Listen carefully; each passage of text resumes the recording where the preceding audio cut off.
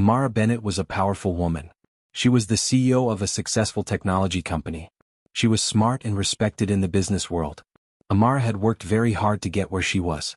She had faced many challenges because she was a woman and a woman of color in a world often dominated by men. She had always fought for what was right and never let anyone disrespect her. One day, Amara had a very important meeting. Her company was about to sign a huge deal, a $500 million partnership, with a famous family called the Hargroves. The Hargroves were known for being very old money and owning many luxury businesses. They were very rich and had been powerful for a long time. The lawyer for the Hargrove family said that they should all have a special dinner to celebrate the big deal. It was supposed to be a fancy event to mark the partnership. Amara arrived at the Hargrove estate. It was a very grand and expensive place like a palace. She was dressed in a very nice, fitted navy blue suit. She looked professional and strong but also very elegant. When she walked into the huge ballroom where the dinner was being held, everyone noticed her. The room was filled with important people, all dressed in their best clothes. As Amara entered, something changed in the room. People started to whisper. The whispers moved around the room like smoke. Amara saw a woman wearing a lot of pearls. The woman stared at Amara, then she scoffed, which means she made a sound of disapproval. It was a clear sign of disrespect. Then, something even worse happened. Charles Hargrove Jr., the son who was supposed to take over the Hargrove family's businesses, raised a glass of champagne. He looked at Amara and then laughed loudly. In front of everyone he said, "Did someone let the help in early?" The room went silent for a moment, and then people started to laugh uncomfortably. It was an awkward sound, not a happy one. Amara felt a terrible sting of humiliation. She froze for a second, her heart sinking. But even though she was deeply embarrassed, she kept her face calm and composed. She didn't show her feelings. No one in the room spoke up for her. No one defended her. Not even Charles Hargrove Sr., the old man who was the head of the Hargrove family. He just watched. Amara knew she couldn't stay there. She smiled politely, which was a remarkable act of control, and excused herself from the table. She walked out of the ballroom before they even served dessert. She couldn't eat there. She couldn't pretend that what had happened was okay. News of the insult spread very quickly. It moved through the world of big businesses like wildfire. Some people who worked in these companies tried to downplay it. They said it was just a misunderstanding, or that Charles Jr. didn't mean any harm. But for Amara, it was not a misunderstanding. It was a familiar feeling, a familiar sting. She had felt it many times before in her life. Throughout her career, Amara had always faced challenges. She had fought against glass ceilings, which are unseen barriers that stop women and minorities from reaching the top of their careers. She had dealt with people's biases, which are unfair opinions about someone or something. She had battled in boardrooms, which are the rooms where important business decisions are made, and where she often had to prove herself more than her male counterparts. Amara wasn't just a CEO. She was much more than that. For many people who had been ignored, silenced, or made to feel small, she was a symbol of hope and strength. She represented all those who had been treated unfairly. The Hargrove family did send an apology, but it was just a generic one. It came through their lawyers, a formal letter without any real feeling. There was no phone call from Charles Sr. or Charles Jr. There was no real apology, no sincerity behind it. They probably thought she would calm down. They probably assumed that because $500 million was on the line, Amara would just forget the insult and go through with the deal. They believed the money was more important than her dignity. But Amara's values were not for sale. Her self-respect was not something she would negotiate. She went back to her office and carefully looked at the terms of the deal. She checked all her obligations, making sure she knew exactly what she was legally bound to do. Then she picked up her phone. She wasn't going to apologize. She wasn't going to explain herself. She was going to act.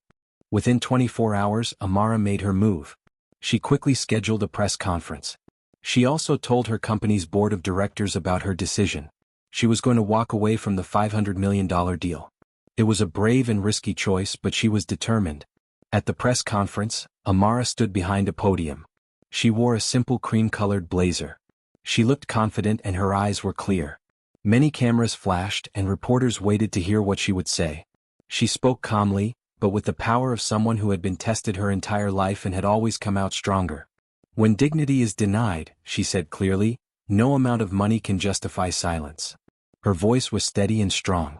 "I am formally withdrawing from the Hargrove partnership, effective immediately." The room erupted. Reporters shouted questions. Financial experts were shocked. They couldn't understand how she could turn down such a huge, profitable opportunity. It seemed like a terrible business decision to them. But Amara knew something the public didn't. Her company was already attracting attention from two other very important firms. These companies were different from the Hargroves. They were respectful. They were inclusive, meaning they welcomed all kinds of people. And they were forward-thinking, always looking to the future. The deal with the Hargroves had been a shortcut, a way to get rich quickly. But it wasn't necessary. Her company didn't need them to succeed.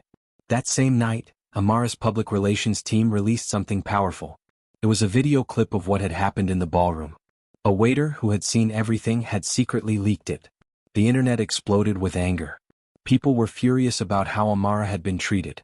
By the next morning, a phrase was trending all over the internet: "Respect is priceless."